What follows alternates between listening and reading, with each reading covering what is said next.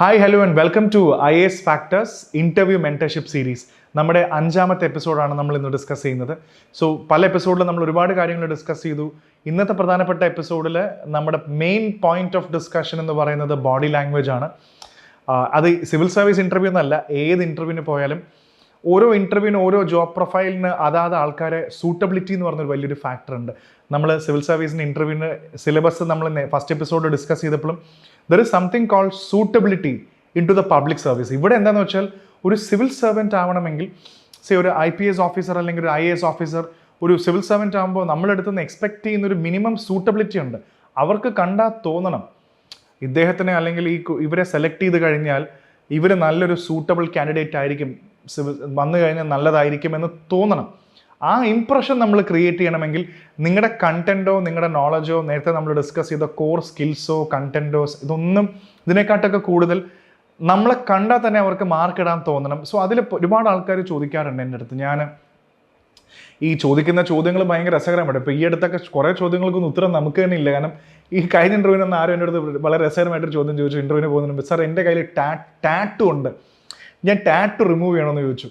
ഞാൻ പറഞ്ഞു ഫുൾ കൈ ഷർട്ടല്ല ഇട്ടിട്ട് പോകുന്നത്. ഇപ്പം നമ്മളെന്തായാലും കേരളത്തിൽ നിന്ന് പോകുന്നവർ എന്തായാലും ഇവിടെ നിന്ന് ബ്ലേസറൊന്നും അല്ല ഇട്ടിട്ട് പോകുന്നത്. നമ്മളെല്ലാവരും നല്ല നീറ്റ് ആൻഡ് ട്രൈഡ് ആയിട്ട് നല്ല ലൈറ്റ് കളർ ഡ്രസ്സൊക്കെ ഇട്ട് നല്ല well and neat and good ആയിട്ടാണ് നമ്മൾ പലപ്പോഴും പോകുന്നത്.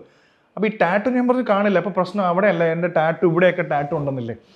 അപ്പോൾ ഞാൻ പറഞ്ഞു അപ്പോൾ ഇതിപ്പോൾ ടാറ്റു ഉണ്ടോ ഇല്ലയോ ഇതൊരു വലിയൊരു ചോദ്യമാണ്, ഇതൊരു ഡിലമയാണ് actually.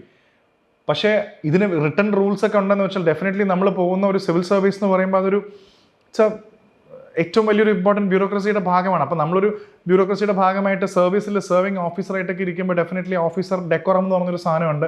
I don't think they will really appreciate if you have A tattoo over your neck. ഇങ്ങനെ വന്നാൽ എനിക്ക് തോന്നുന്നില്ല അവർ അതിനെ പോസിറ്റീവായിട്ട് കാണും. നമ്മളതിനകത്ത് പ്രത്യേകിച്ച് ഡെഫിനറ്റ്ലി IASഉം IPS ഒക്കെ വെക്കുമ്പോൾ എനിക്ക് തോന്നുന്നില്ല. അപ്പോൾ ഇങ്ങനത്തെ ചോദ്യങ്ങൾ പലതും വരാം. അപ്പോൾ പല ആൾക്കാർ ചോദിക്കാറുണ്ട് താടി എടുത്ത് കളയണമെന്ന് ചോദിക്കാറുണ്ട്. എനിക്കൊരു നല്ല താടിയുണ്ട്, താടി വെച്ച് പോയാൽ കുഴപ്പമുണ്ടോയെന്നില്ല. അപ്പോൾ എഗെയിൻ ഡെഫിനറ്റ്ലി പഞ്ചാബീസ് ആയിട്ടുള്ള ആൾക്കാർ, പഞ്ചാബീസ് ടർബനും പഗടിയും താടിയും ഒക്കെ വെക്കുന്നത്, പക്ഷേ അവർ വെൽ മെയിൻറ്റെയിൻ വെൽ ട്രിംഡ് ആയിരിക്കും. പക്ഷേ പൊതുവേ നമ്മൾ ഡിഫൻസ് ഫോഴ്സസിലും മറ്റേ ഫോഴ്സസിലൊക്കെ പോകുമ്പോഴും ഒരു സർവീസിൽ പോകുമ്പോൾ പലരും പറയാറുണ്ട് വളരെ നീറ്റ് ആൻഡ് ക്ലീൻ ആയിരിക്കണം എന്ന് പറയാറുണ്ട്. ഇപ്പോൾ മീശ വെക്കുന്നതുകൊണ്ടോ അല്ലെങ്കിൽ എടുത്ത് വെൽ ട്രിംഡ് ആയിട്ട് കഴിയുന്നതും താടി എടുത്ത് കളഞ്ഞാൽ കുറച്ചും കൂടെ you will look more gentle. ഒരു ഓഫീസർ ഫീൽ ഇപ്പോൾ ഫുൾ താടിയൊക്കെ നരച്ചൊരു എന്താ പറയുക ഒരു ഹാർഡ് കോർ ഫീലിനെക്കാട്ടും കുറച്ചുകൂടെ നല്ലത് ട്രിംഡ് ആയിട്ട് വെക്കുന്നതാണ് കുറച്ചുകൂടെ പ്രിഫർ ചെയ്യുക. അപ്പോൾ ഇങ്ങനത്തെ കുറേ ചോദ്യങ്ങൾ ചോദിക്കാറുണ്ട്. അപ്പോൾ ഡ്രസ്സിൻ്റെ കാര്യം, ഇപ്പോൾ ലേഡി കാൻഡിഡേറ്റ്സ് ആണെങ്കിൽ പലരും ചോദിക്കാറുണ്ട് സാരി ഉടുത്താൽ ലൈറ്റ് കളർ മാത്രമേ ഇടാൻ പാടുള്ളൂ. സോ അതിൻ്റെ അർത്ഥം വേറെ ഡാർക്ക് കളേഴ്സിൻ്റെ കാര്യം ഇടലെന്നല്ല, ഭയങ്കര ഫ്ലാഷി കളേഴ്സ് ഇടരുതെന്നാണ് പറയുന്നത്. വന്നു കഴിഞ്ഞാൽ തന്നെ ഏതോ പാർട്ടി വെയർ ഇട്ട് ഇൻ്റർവ്യൂവിന് വന്ന ഒരാൾ പാർട്ടി വെയർ ഇട്ട് വന്നിരിക്കുകയാണെന്ന് തോന്നാൻ പാടില്ല. കണ്ണിൽ പച്ച ഡാർക്ക് പച്ചയും ഡാർക്ക് റെഡൊക്കെ ഇട്ട് ഫ്ലാഷ് ചെയ്യാൻ പാടില്ല. It should be very subtle dress ഇടുന്നതാണ് നമ്മുടെ ശ്രദ്ധ. അനാവശ്യമായിട്ട് ഇൻ്റർവ്യൂവറുടെ ശ്രദ്ധ നമ്മുടെ ഡ്രസ്സിലേക്ക് വരണ്ട. സോ നിങ്ങൾ ബ്ലേസർ ഇടുന്നുണ്ടെങ്കിൽ യു ക്യാൻ പുട ടൈം ഇതൊക്കെ വെക്കാം. അല്ലെങ്കിൽ നിങ്ങൾക്ക് അതൊക്കെ ബുദ്ധിമുട്ടാണെങ്കിൽ ഡെഫിനറ്റ്ലി നമ്മൾ കേരളത്തിൽ നിന്ന് വരുന്ന ആൾക്കാരായതുകൊണ്ട് നിങ്ങൾക്ക് വേണമെങ്കിൽ സാധാ പാൻറ്റും ഷർട്ടൊക്കെ ഇൻഷർട്ട് ചെയ്ത് ഫുൾ കൈയൊക്കെ വെച്ച് you can maintain your self. നന്നായിട്ട് മുടിയൊക്കെ കറക്റ്റായിട്ട് ട്രിം ചെയ്ത്, ഡൽഹിയിലൊക്കെ ഓൾറെഡി IPS IAS കട്ടൊക്കെ ഉണ്ട്. അപ്പോൾ അതേപോലെയൊക്കെ നിങ്ങൾ കറക്റ്റായിട്ട് വെൽ ട്രിംഡ് ആയിട്ട് പോകുക എന്നുള്ളതാണ് ഇതിൻ്റെ ആദ്യത്തെ നമ്മുടെ ഡ്രസ്സിങ്ങിൻ്റെ കാര്യം എന്ന് പറയുന്നത്. പിന്നെ അവിടെ ചെന്നിരുന്ന് കഴിഞ്ഞാൽ നമ്മുടെ ഷൂസ് കാര്യങ്ങളെല്ലാം വെൽ പോളിഷ്ഡ് എല്ലാം റെഡി ആയിട്ടിരിക്കുക. സാരി ആണെങ്കിലും നന്നായിട്ട് തന്നെ കീപ്പ് ചെയ്യുക. അവിടെ ചെന്ന് കഴിഞ്ഞ് നിങ്ങളുടെ വെരിഫിക്കേഷനും കാര്യങ്ങളൊക്കെ കഴിഞ്ഞ് നിങ്ങൾ ഇൻ്റർവ്യൂവിന് വിളിക്കുന്ന സമയത്തും ഏറ്റവും ഇമ്പോർട്ടൻറ്റ് ഇവിടം തൊട്ടാണ് നമ്മുടെ കഥ ആരംഭിക്കുന്നത്. നമ്മൾ വളരെയധികം നമ്മളെ കണ്ട കോൺഫിഡൻസ് തോന്നണം. ടെൻസ്ഡ് ആയിട്ട് പോവുക ചെയ്യരുത്, അല്ലെങ്കിൽ ഞാനിതിപ്പോൾ എന്ത് പറയും എന്നൊന്നുമല്ല. അവിടെയാണ് പലപ്പോഴും എനിക്ക് നോർത്ത് ഇന്ത്യൻ സ്റ്റുഡൻസിനോട് പലപ്പോഴും റെസ്പെക്റ്റ് എന്നല്ല, അവരുടെ കൾച്ചർ ചിലപ്പോൾ അങ്ങനെയായിരിക്കാം. ഇവർക്ക് ഒന്നിനെയും പേടിയില്ല, കാരണം അവർ ജീവിക്കുന്നതേ അങ്ങനത്തെ രീതിയിൽ കൾച്ചർ ഭയങ്കര ഡിഫറെൻ്റ് ആവും. ചിലപ്പോൾ മലയാളിയുടെ അത്രയും ബുദ്ധി നോളജ് ഉണ്ടാവണം നിർബന്ധമൊന്നുമില്ല, പക്ഷേ അവർ ഭയങ്കര കോൺഫിഡൻ്റ് ആണ്. തെറ്റ് പറഞ്ഞാലും വളരെ കോൺഫിഡൻ്റ് ആയിട്ടാണ് സംസാരിക്കുന്നവർ. അപ്പോൾ ആ ഒരു ട്രേറ്റ് നമ്മൾ പഠിക്കണം. തെറ്റ് പറയണമെന്നല്ല. അപ്പോൾ നമ്മൾ വരുമ്പോൾ തന്നെ നമ്മൾ ഹാളിലേക്ക് വരുന്ന സമയത്ത് തന്നെ നമുക്ക് അല്ലെ ആത്തേക്ക് വരാം, മേ കമിൻ ചോദിക്കുമ്പോൾ പ്ലീസ് കമിൻ എന്ന് പറഞ്ഞ സമയത്ത് നമ്മുടെ ഇതേപോലത്തെ ഒരു ചെയർ നമ്മുടെ മുന്നിലുണ്ടാവും. നമ്മൾ ചെയറിലിരിക്കുന്ന സമയത്ത് നമ്മൾ ചോദിക്കുക. അപ്പോൾ അവർ തന്നെ പറയും പ്ലീസ് ടേക്ക് യുവർ സീറ്റ് എന്ന് പറയുമ്പോൾ ഇരിക്കുക, അല്ലെങ്കിൽ വെയിറ്റ് ചെയ്യുക. വന്നുടനെ ഡെഫിനറ്റ്ലി അവർ പറയും പ്ലീസ് ടേക്ക് യുവർ സീറ്റ് എന്ന് പറയുമ്പോൾ വെയിറ്റ് ഫോർ ദി കമാൻഡ്. അതിനുശേഷം നമുക്ക് സീറ്റിലേക്ക് ഇരിക്കാം. സീറ്റിലേക്ക് ഇരുന്ന് കഴിഞ്ഞാലും വളരെ ഫേമായിട്ട് തന്നെ ഇരിക്കുക. അതിനർത്ഥം ഭയങ്കര മറ്റേ സാധാരണ ആൾക്കാരൊക്കെ ഭയങ്കര ഇങ്ങനെ മസിലൊക്കെ പിടിച്ചിരിക്കേണ്ട ആവശ്യമൊന്നുമില്ല. റിലാക്സ്ഡ്. പിന്നെ എഡ്ജ് ഓഫ് ദ സീറ്റിൽ ഇരിക്കരുത്. പല ആൾക്കാരും കണ്ടിട്ടുണ്ട് ഈ സീറ്റിന്റെ എഡ്ജിൽ പോയി ഇങ്ങനെ ഇരിക്കും, ഫ്രണ്ടിലേക്ക് ഇങ്ങനെ സ്റ്റൂപ്പ് ചെയ്തിട്ട്. Do not do that. ഇപ്പം വീണ് പോകും എന്ന് തോന്നുന്ന രീതിയിൽ ഇരിക്കരുത്. കുറച്ച് റിലാക്സ്ഡ് ആയിട്ട് ഇരിക്കുക. ആൻഡ് കൈയൊക്കെ വേണമെങ്കിൽ നിങ്ങൾക്ക് വേണമെങ്കിൽ കൈ വളരെ ഇതായിട്ട് തന്നെ ആ ബോഡി ഈ ലൈൻ കീപ്പ് ചെയ്യുന്ന രീതിയിൽ നിങ്ങൾക്ക് വേണമെങ്കിൽ ഇങ്ങനെ തന്നെ വെക്കാം. അല്ലെങ്കിൽ ഫേമായിട്ട് വെച്ചാൽ മതി. It should be in A good position. അല്ലാതെ ചുമ്മാ അനാവശ്യമായിട്ട് ഇങ്ങനെ ചെയ്തുകൊണ്ടിരിക്കരുത്. ആൻഡ് ഇതൊരു പ്രധാനപ്പെട്ട കാര്യമാണ്. നമ്മൾ ഇരിക്കുന്ന പൊസിഷൻ ഷുഡ് ബി സ്ട്രെയിറ്റ് ആയിട്ടിരിക്കണം. കണ്ടാൽ തന്നെ നമ്മൾ വളരെ ഇതായിട്ട് തന്നെ ഇരിക്കണം. അതേപോലെ മസിൽ പിടിച്ചിരിക്കണം എന്നല്ല പറയുന്നത്. ഇറ്റ് ഷുഡ് ബി റിലാക്സ്ഡ് ആയിട്ടിരിക്കുക. സ്ട്രെയിറ്റ് ആയിട്ടിരുന്നാൽ മതി. പിന്നെ ചോദിക്കുന്ന ചോദ്യങ്ങൾ വളരെ ശ്രദ്ധിച്ച് തന്നെ ഉത്തരം പറയാൻ നോക്കുക. അപ്പോൾ ഇരിക്കുന്ന പൊസിഷൻ പിന്നെ വന്നുടനെ തന്നെ നമ്മൾ ഇരിക്കുന്നതിന് മുന്നേ തന്നെ good morning, good afternoon, time നോക്കിയിട്ട് നിങ്ങൾക്ക് വിഷ് ചെയ്യാം. പിന്നെ എപ്പോഴും പറയാറുണ്ട്, ബോർഡിൽ മെമ്പേഴ്സ് ഉണ്ടെങ്കിൽ, ലേഡി മെമ്പേഴ്സ് ഉണ്ടെങ്കിൽ, wish the lady first and then the other members. അപ്പോൾ വേണമെങ്കിൽ പറയാം good morning ma'am, good morning sirs, അല്ലെങ്കിൽ ഓരോരുത്തരെയും good morning sir, good morning sir, good morning sir എന്നില്ല 5 പേരോടും പറയേണ്ട ആവശ്യമില്ല. If there is a lady in the board you can say good morning ma'am, good morning sirs. അപ്പോൾ they will ask you to please take your seat. Thank you sir, thank you ma'am എന്നല്ല, thank you എന്ന് പറഞ്ഞിരിക്കുക. Continue ചെയ്യുക. ഇരിക്കുമ്പോൾ വളരെ confidence ആയിട്ട് pleasant ആയിട്ടിരിക്കുക. നല്ലോണം അതിൻ്റെ അർത്ഥം ഫുൾ ടൈം ചിരിച്ചുകൊണ്ടിരിക്കണം എന്നല്ല പറയുന്നത്. അത് നിങ്ങളുടെ ക്യാരക്ടറാണ്. നിങ്ങൾ എന്താണോ അത് ചെയ്താൽ മതി. അതിൻ്റെ അർത്ഥം ഫുൾ ടൈം ചിരിച്ചുകൊണ്ടിരിക്കേണ്ട. നമ്മൾ വളരെ ഇതായിട്ട് കോൺഫിഡൻ്റ് ആയിട്ടിരുന്നാൽ മതി. അവർ ചിരിച്ച് ചോദ്യം ചോദിക്കുമ്പോൾ നമ്മൾ ഏറെ പിടിച്ചിരിക്കേണ്ട ആവശ്യമൊന്നുമില്ല. നമുക്ക് ചിരിക്കണം എന്നുണ്ടെങ്കിൽ നമുക്ക് വളരെ കാം ആൻഡ് ക്വയറ്റ് ആയിട്ട് പറയാം.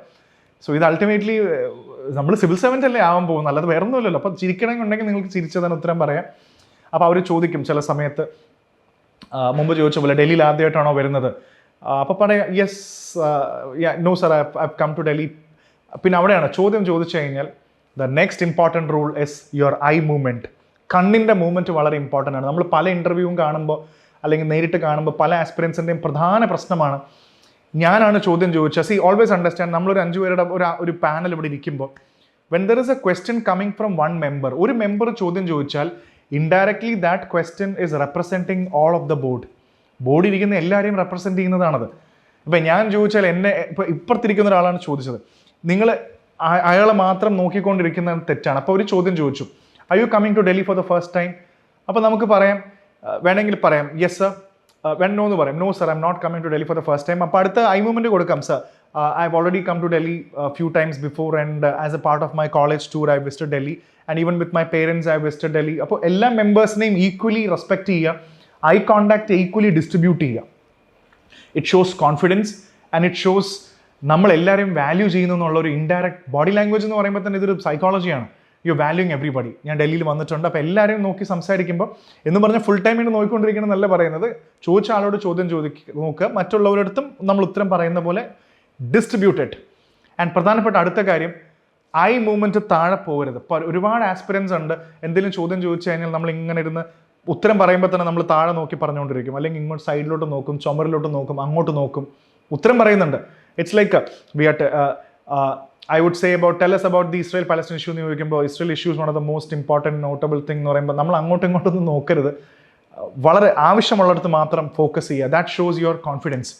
താഴെ അവിടെ ഇവിടെ നോക്കി പറയണ്ട. പിന്നെ ചില ആൾക്കാരുണ്ട് ഭയങ്കര ഹാൻഡ് മൂവ്മെൻറ്റ്സ് ഉള്ള ആൾക്കാരുണ്ട്, എക്സസീവ് ഹാൻഡ് മൂവ്മെൻറ്റ്സ്, ഇങ്ങനെ sir it's all about this, ഇങ്ങനെ ഒരുപാട് ഈ പൊളിറ്റിക്കൽ ചർച്ചകളിലിരുന്ന് കൈകളും.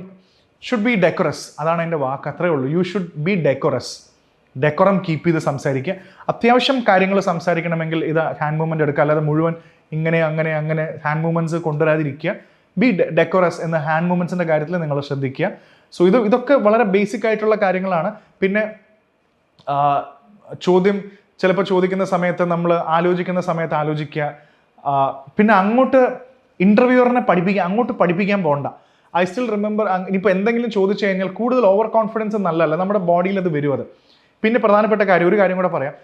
ആദ്യത്തെ 3 ചോദ്യം നമ്മുടെ കയ്യിൽ നിന്ന് പോയി. ഫസ്റ്റ് ക്വസ്റ്റ്യൻ ചോദിച്ചു, അറിയില്ല. രണ്ടാമത്തെ ക്വസ്റ്റ്യൻ ചോദിച്ചു, ദേ ആസ്ക്ഡ് യു, നമ്മുടെ ബാക്ക്ഗ്രൗണ്ട് വെച്ചിട്ട് they asked you a question about you said travelling, have you visited any of the ഐലൻഡ്സിൽ ട്രാവൽ ചെയ്തിട്ടുണ്ടെന്ന് പറഞ്ഞു. അപ്പോൾ ടെൽ us സംതിങ് അബൌട്ട് ലക്ഷദ്വീപിനെ, അന്തമാൻ നിക്കോബാർസ് ഐലൻഡിനെയും ഐലൻഡ് കൺസർവേഷനെയും അവിടെ നടക്കുന്ന ഒരു കാര്യം ചോദിച്ചപ്പോൾ നിങ്ങൾക്ക് അറിയില്ല. 3 ചോദ്യം കഴിഞ്ഞു, നിങ്ങൾക്ക് 3ൻ്റെയും ചോദ്യം അറിയില്ല, ഉത്തരം അറിയില്ല. അപ്പോൾ നിങ്ങളുടെ മുഖം മാറി തുടങ്ങും. The face will change. നിങ്ങളുടെ ബോഡി ലാംഗ്വേജ് അനുസരിച്ച് നിങ്ങളുടെ ബോഡി ലാംഗ്വേജ് ടൈറ്റായി മാറും. മുഖത്ത് കാണാം നിങ്ങൾ ടെൻസ്ഡ് ആവുന്നത്. Do not give up. UPSC ഇൻ്റർവ്യൂവിൽ ഏറ്റവും വലിയ തമ്പ് റൂളാണ് ഡു നോട്ട് ഗിവ് അപ്പ്. ചോദ്യം അറിയില്ലെങ്കിൽ ഒന്നും സംഭവിക്കാനില്ല. ഒരു കാര്യം കൂടെ പറയാം, there are aspirants who are now in service. ഇൻ്റർവ്യൂവിന് പോയിട്ട് ആദ്യത്തെ 8-9 ചോദ്യങ്ങൾ പാസ് ചെയ്ത് വന്ന് ഒന്നും അറിയാത്ത ആൾക്കാർ പോലും സർവീസിൽ കയറിയിട്ടുണ്ട്. കാരണം ചില ചോദ്യങ്ങൾ ഞാൻ പറഞ്ഞല്ലോ ഉത്തരത്തിന് വേണ്ടി അല്ല ചോദിക്കുന്നത്. They want to check how you respond to it. Okay, അപ്പോൾ അതുകൊണ്ട് നമ്മൾ അങ്ങനെ പാനിക് ആവേണ്ട ആവശ്യമില്ല. 3 ചോദ്യം താഴെ പോയി നമുക്ക് അറിയില്ലെന്ന് പറഞ്ഞു കഴിയുമ്പോൾ നമ്മളെ തന്നെ ക്രൂശിച്ച് നമ്മൾ അവസാനം മുഖത്തൊക്കെ അത് കൊണ്ടുവരും. നമ്മൾ പിന്നെ അവസാനം ഭയങ്കര ടെൻസ്ഡ് ആയിട്ട് കാണപ്പെടും. ഭയങ്കര ടെൻഷനായിരിക്കും കാണാൻ. Do not give up.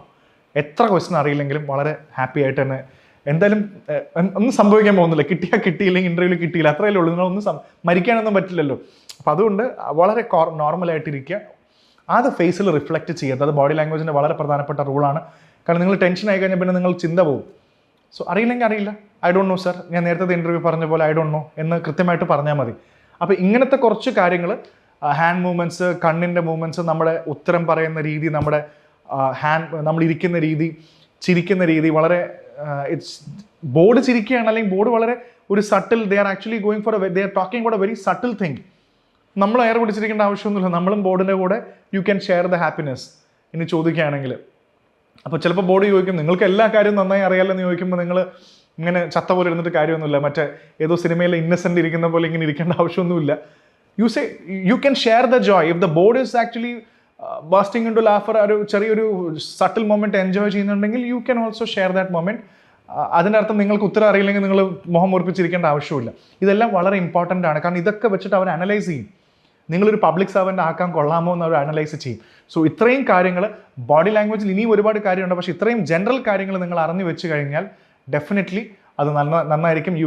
ഇത് ശരിക്കും ഇത്രയും കാര്യങ്ങൾ നിങ്ങളുടെ സംഭവം കണ്ടിട്ടുണ്ടാവില്ല. നിങ്ങളിത് ശരിക്കും ചെയ്തു തുടങ്ങുമ്പോഴായിരിക്കും നിങ്ങൾക്കിതിൽ എത്ര പ്രശ്നമുണ്ടെന്ന് നമുക്ക് കണ്ടുപിടിക്കാൻ പറ്റുക. ഓക്കെ, സോ എന്തായാലും keep in mind all of this. Okay, thank you.